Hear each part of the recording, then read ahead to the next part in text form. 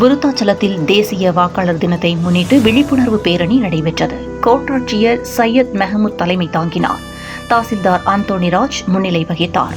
இதில் வருவாய்த்துறையினர், பள்ளி மாணவர்கள் கலந்து கொண்டு வாக்காளர்களின் முக்கியத்துவம், வாக்களிப்பதன் அவசியம், வாக்காளர் பெயரை சேர்க்கை, நீக்கம், திருத்தம் ஆகியவற்றின் அவசியம் குறித்து விழிப்புணர்வு ஏற்படுத்தி விருத்தாச்சலம் கோட்டாட்சியர் அலுவலகத்தில் இருந்து பேரணியாக புறப்பட்டு பாலக்கரை வரை சென்று மீண்டும் கோட்டாட்சியர் அலுவலகம் வரை வந்து விழிப்புணர்வு ஏற்படுத்தினார்கள்.